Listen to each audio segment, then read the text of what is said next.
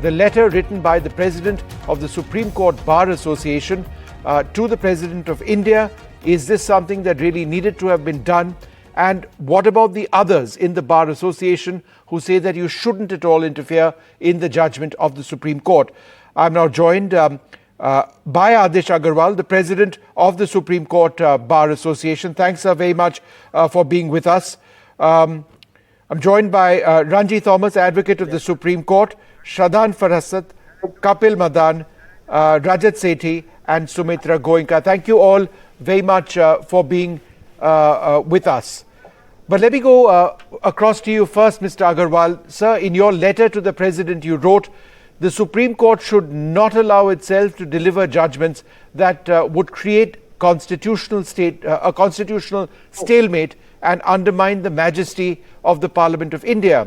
But sir, the Supreme Court ruled, and I quote, that the present system ensures unclean money coming from unidentifiable sources. It is a wholly non-transparent system. So it's all very well, sir, to talk about the democratic functioning of the system, right, of political parties, but the system also must be clean, no? Mr. Aggarwal? Let me clarify. Yes. Let me clarify that we welcome the decision of the Honorable Supreme Court when it has quashed this bond.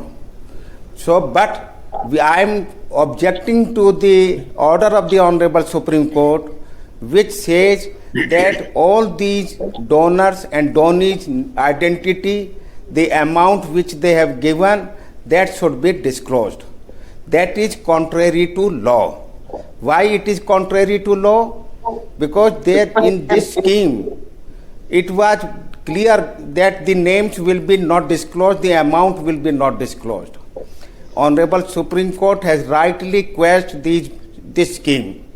We welcome, because rightly Supreme Court has held there can be possibility of corruption in giving those these bonds. But then why did you write to the President, these things? But yeah, that I am clarifying. I am saying the Supreme Court was not in a position to direct this Election Commission of India to display the names of the donors and the recipients, because under that scheme it was clarified the names and the amount and the beneficiary's name will be not disclosed. Under that circumstances, the donors, they have given this donation. Now the problem, once their names and the amount and the party is disclosed, then they can be victimized. You see what happens in this country, if one corporate company has given 10 crore rupees to BJP and they are having office in Calcutta and they have not given any amount to Mamata Banerjee party, then there is a possibility. So the corporates who have actually given money, you say, that will be victimized. But one moment, sir, if you look at the text of what the Supreme Court has said, they have said that political contributions give a seat at the table to the contributor. This access also translates into influence over policy making. In simple terms, if I give you a certain amount of money, the expectation is that you will do me a certain favor. And the Supreme Court has ruled that there is a right to information on the basis of which voters in this country should have access to this information, and that the system is not transparent if this information is not available. I also welcome. So, right, therefore, sir, the entire premise of your argument doesn't stand, does it? No, it stands. You have not understood what I am saying. No, sir, I have understood. I am saying you are saying that companies will be victimized, right? And the Supreme Court is saying there has to be transparency because it is legal. that transparency, there was no transparency. That's why this scheme was quashed by the Supreme Court, and that is a welcome step. Every a person believing in democracy. I get what you're saying. You're saying that it's one thing for the Supreme Court. Hang on a second to quash this. However, the name should not be released. I understand that. But let me go across to Mr. Thomas. Yes, that is my point. And Mr. Aggarwal, Mr. Thomas are members of the Supreme Court Bar Association. Why have you countered his letter to the President with a resolution? To be fair with you, am I audible? Yes, sir. Go ahead. Yeah. Mr. Adish Aggarwala, as the President of the SCBA, cannot write a letter like that. He is not authorized by the Executive Committee, either in a meeting or in any resolution signed by any member, and nobody has knowledge about what he has written. It has only come through the newspapers. We as the elected members of the executive have a responsibility towards the bar and the elected members to see that whatever we respond to anything Yes. is subject to the purpose of the Bar Association. What Mr. Aggarwala has written is in his personal capacity. Unfortunately, the Supreme Court Bar's name is mentioned in his letter. That is why we are now called to correct it by saying that the Supreme Court Bar Executive has nothing to do with the statement or letter written by Mr. Adish Aggarwala, and Bar Association will not justify or recommend or support what is written by Mr. Adish Aggarwala. Mr. Aggarwal, it is none of our business to interfere in. I understand. Mr. Aggarwal, does this make your position as President of the Supreme Court Bar Association less tenable? No, my learned friend is senior in age, he is senior leader, but he could not understand, he could not read my letter. I have not given this letter on behalf of the Executive Committee. I am duly elected President of Supreme Court Bar Association, and my learned friend also supported me. So, but the problem in this country is when it is quasi judiciary, our lawyers in Supreme Court are not ready to accept that, because every lawyer bow down. We, the Supreme Court lawyers, being the final court, even if I am convicted for contempt, I will bow down, say, my lord, I am highly obliged. Like that, my friend Mr. Thomas says. I have not stated in my letter but that it was on I am the writing letterhead this of the letter SCBA. to President on behalf of the Executive Committee. No, but you sent it on the No, letterhead this is of the also SCBA. wrong. He You don't didn't? know. You didn't? No, this is also wrong. That's why, my dear friend, I have not sent. I could have sent. That also I am saying. I am authorized being as President. I can write when I am writing then it means Adish Aggarwala as President of SCBA. When I say we on behalf of Executive Committee, then my friend Mr. Thomas and other members, Mr. Thomas belongs to Congress. So what you're saying is that you wrote it on your behalf and that you did not write it on behalf of the SCBA. That's what you're saying. I'm sorry, I don't agree with Mr. I Adish. have written as President of Supreme Court Bar Association. Right, but And the your Chairman of views, All sir, India don't Bar reflect the Bar Association. On the letterhead of... Your views don't reflect the Bar Association, is what Mr. Thomas says. What Mr. Thomas don't know, without my authority, no meeting can be held under the rules of Supreme Court. Okay, fair enough. No meeting was there. But I told them, if you want to pass, I have no problem. All right, okay, one second. Shadan Farasat wants to make a point. When I write with Shadan, authority. go ahead, please. Yes. Can I come in?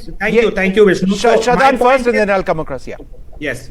My point is that quite apart from the issue of whether Mr. Aggarwala had the authority to send that letter or not, in my view, he did it, because if he's using the name of the President, even just the President, it's proper that the SCBA executive committee is taken into confidence. Otherwise, it leaves a lot of room for doubt whose view it is, number one. But be that as it may, I'm not commenting any more on that. I find the reason... This is not a body of illiterate people. Sir, that's all right. I did not say, kindly don't interrupt me. I didn't interrupt you. Now, second, kindly, reason which is being given, that article, we have to have a presidential reference, and in the meantime, there will be a stay. That legally, I find that, to be honest, bizarre. Yes. At the highest, it is not the advisory opinion of the Supreme Court is at the highest advisory, even a final opinion. Now, can we treat the advisory opinion of the Supreme Court as an appellate body over a constitution bench of the Supreme Court? I have not heard of this proposition ever. I think it's legally completely untenable. So I don't know what was the reason for suggesting this. You see... No, just kindly allow me to complete. Yeah, please so continue. If the advisory opinion is only advisory, even in its final text, that is even when finally, how can a reference stop a judgment which is binding on the government? Now, Supreme Court, good, bad, ugly, right, wrong, has held something. It's binding on all of us. Unless reviewed by a mechanism known to law, which is only a review. You can't use a presidential reference as an appeal over a constitution by Supreme Court decision. I have not heard of this proposition ever. So frankly, quite apart from the question of authority, the suggestion which is given to the president, I don't think is legally tenable at all. Mr. Aggarwala, would you like to reply on what legal basis have you sent that letter? Come in here. I'm saying. Come in here. I want to make an important point. Kapil, I'll come to you next. Kapil, I'll come to you in 2 seconds. Let him have a right to reply to that. I'll come to you next. Yes. I have written, there is a provision of presidential reference. Once that reference is made by the Honorable President after seeking the opinion of the Government of India, and then President seek this opinion reference, Supreme Court Chief Justice will constitute a bench. And when it is not appeal, it is normally when a matter is pending, only I'm not saying that this should be revived. I'm not on that. I'm only on short point that Honorable Supreme Court, without hearing these affected corporate companies, could have not directed the Election Commission to make it open. Okay. All right. Kapil Madan, you had a point to make. Advocates are here. Mr. Aggarwala, I'll come back to you, sir. Sense of somebody. I'll come back to you. Kapil has been waiting. Mr. Madan, go ahead. So Vishnu, I would, unequivocally, make a statement here that Mr. Aggarwala wants to play in a political theater, because being a Supreme Court president, we would presume that, Mr. Aggarwala would know the basic procedure, which appears, if we go through his letter, which appears that he is not aware about the basic, procedures, how the Constitution and how our Supreme Court functions. Now, my learned, another panelist here made a very correct question. You answer if you are don't teach me. No, I know Mr. better. Mr. Aggarwala, we know what you know. It's reflected in your letter, and let me just analyze that letter. Now, what does that letter say? If you are aggrieved, if you are unhappy with the order, whether the Supreme Court can pass order. You are neither the petitioner. Supreme Court. Mr. Aggarwala, 1 second. I don't know Mr. Aggarwala, I will. Mr. Aggarwala, I'll come to you next. Let Kapil make his point. Kapil, make your point. Now, Now the point is, what I understand is Mr. Aggarwala was not the petitioner in this case. And I don't know whether Mr. Aggarwala appeared as a counsel in that case. Yes, I was not. So irrespective of that, if Mr. Aggarwala, so yes, thank you for correcting it. Now, procedurally, if someone is unhappy with the judgment, the litigant, the parties who are appearing or who are unhappy or who wants to assail the judgment, the only remedy they have is a review petition before the Supreme Court. After that, a curative petition. And I would presume, being the Supreme Court president of the bar, Mr. Aggarwala would know these basic procedural requirements. And I'm quite perplexed, reading this letter, that a presidential reference is being sought, which is under Article 143A, and how can a presidential reference will sought to overturn a constitution bench judgment? And I'm absolutely perplexed, and I am even more perplexed when Mr. Aggarwala made a statement here that if Supreme Court is convicting someone of contempt, you will bow down and you will say, oblige my lordship. Okay, one second. What is he trying to? Okay, I get the point that you're making. Rajat, would you like to come in over here? Do you believe that the entire argument of going to the president is legally untenable? That if there is a process of appeal, it has to be through the Supreme Court to begin with?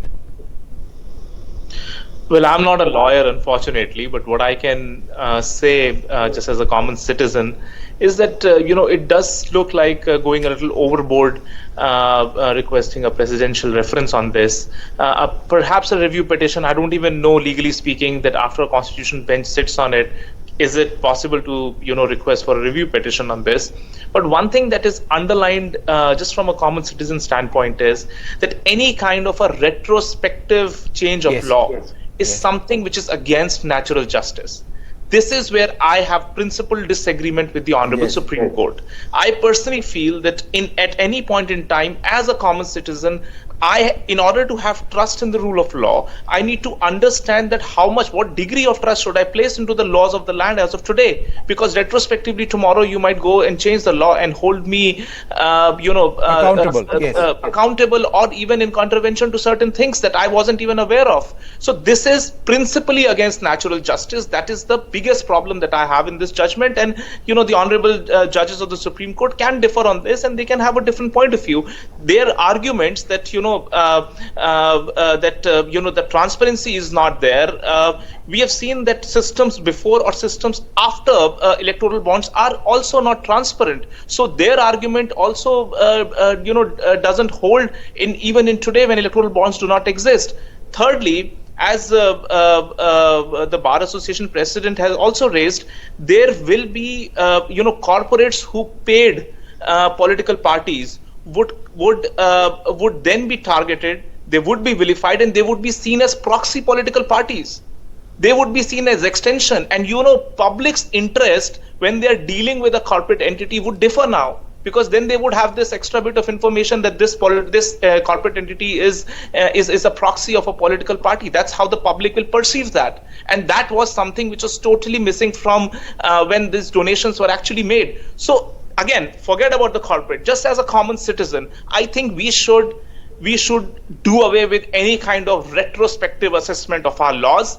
That should be an underlying principle that the Honorable Supreme Court should once and for all establish in this country, so that the trust of common citizens on the rules, on the laws of this land can be of paramount importance. But Rajat, just on the point that you're making, if there is a corporate which has given money, a substantial money to party A or party B, are they not in a sense a proxy to that party? That's exactly what the Supreme Court said needs to be revealed. Not necessarily. There is a quid pro quo. It doesn't happen like that. You fund a political decision, you fund a political party with the expectation that you get something. So all that the Supreme Court is saying is that's fine, you go and fund, but then let people know and let people decide if they want to vote for you or not. This is the presumption.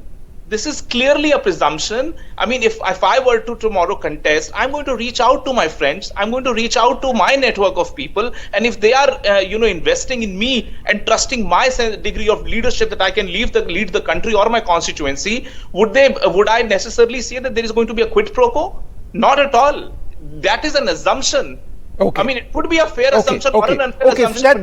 So that's an interesting point. Sumitra, got it. Sumitra Goenka, do you agree with that? That it is an assumption by the Supreme Court in its judgment to believe that there is a quid pro quo, that if a corporate or whoever it is gives funds or in this case bonds to a political party, then that political party would necessarily reciprocate with moves which favor that corporate. Do you believe that that assumption is incorrect? Yes, so I think, yes, I believe that this assumption is incorrect. See, this country was not having a transparent method of funding, and I don't want to challenge the motives of the Supreme Court or the government when this amendment was brought in 2017, where around 4 acts were changed to enable these donations to come in. But the basic understanding which I have as a common man is that financial contribution which was made to a political party and the information privacy of the donors, this was assured by the government, the law which enacted or the amendments which were made to the certain laws like the Companies Act and Income Tax Act, it made it easy for the people to donate because their privacy was protected. Here, this parliament is supreme when it comes to enacting laws, and Supreme Court itself has held at several times that if there is a retrospective effect and it is giving an unanticipated burden to any person or an anticipated benefit to any person, then it is not the right way to implement a law retrospectively. So this is something which we have to understand. And where is the separation of judiciary and legislation here? The people who donated at that time, they were donating as per the law. They have not violated any law at that time. So why are these corporates getting punished for these donations? While I agree that transparency has to be there, and the Supreme Court is very right in saying that the right of information is violated. So in order to ensure transparency, if the new laws or the amendments to the said acts have to be made, then it has to be done prospectively and not retrospectively. And I feel one more thing, that when we talk about transparency of judiciary, which judiciary is talking about, then it should also apply to other things like appointment of judges as well. So, okay, one sec. Let's stick to this for a moment, Shadan. Sumitra, you've made lots of points. 3 of them, as I see, Shadan. Firstly, there needs to be a separation of the judiciary and legislature. The second point that she says is that there is an assumption on a quid pro quo in this particular scheme between corporates and political parties. Those are 2 of the key points. How would you respond to them? Yeah, quickly, I'll just respond to those and a couple of more points. Firstly, judicial review is an elementary constitutional 101 principle. I mean, this whole thing, parliament is supreme, parliament is supreme, makes no sense in any constitutional democracy, certainly not in India. Courts here are supposed to judicially review. They strike down parliamentary acts every day. Is this happening for the first time in India? I mean, I find this argument itself shocking. I'm sorry. So anybody with elementary knowledge of law will not say parliament is supreme in passing legislation. Parliament is supreme subject to the law being constitutional.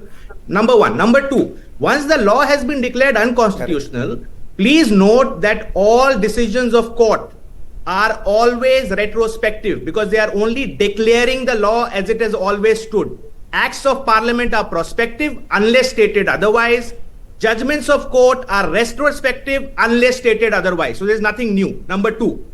Number 3, on the notice to the corporate donors, in April 2021, through an interim order, the Supreme Court had told the Election Commission, get us all the details in sealed covers and place it before us. We'll examine it and keep on collecting those details. So every corporate donor as far back as April 2019 was put on notice that, boss, the Supreme Court is examining this. Subject to the outcome, the identities may be revealed. Number 3. Number 4. Corporations don't have privacy. Who has disclosed this? Who has disclosed this point? No, you don't know. Who has disclosed this fact to the corporate? In April 2019, the Supreme Court has said, place all the details before us and we'll examine what is to be done with it. So they have been put at notice that the details can be disclosed. Everybody has been put at notice as far back as 5 years. Who has put notice? Corporations don't have privacy. Corporations. No. Who has put notice to the corporate? Which is a right to life, sir. It's a right to life. It only applies to natural persons. Corporations don't have privacy. I mean, we are missing elementary law in this process. What are we talking about? So I'm sorry, there is no every corporation as far back as 5 years was put on notice. 1 minute. My question is, and the details can be released. So that's my submission. My short question is whether the court or the election commission or the Reserve Bank informed the donors that in future, if you will give anything in donation, this will be subject to the decision of the Supreme Court. But isn't everything subject to the... Mr. Aggarwala, this is hilarious. Mr. Aggarwala, this is hilarious. Isn't everything subject to the supervision or whatever any court says? I mean, this is hilarious. Ultimately, a court can decide on anything and everything. How can we... don't know. Why does anybody have to tell a corporate that this is binding on what the Supreme Court... If the Supreme Court has found an illegality... In donation, if the Supreme Court has found an illegality, it has found an illegality. This is subject to the outcome of the writ petition. How was That's the always donation? understood wherever Supreme something Court is now happening, want bound to I happen. think- Okay, one second, declare everybody that hold it is on. Hold on. illegal. Sumitra next and then Kapil. Sumitra, go So ahead. Vishnu. Yeah. One Vishnu, sec, everybody. Sumitra next, then Kapil, yes. Yeah, Vishnu. See, I am a corporate.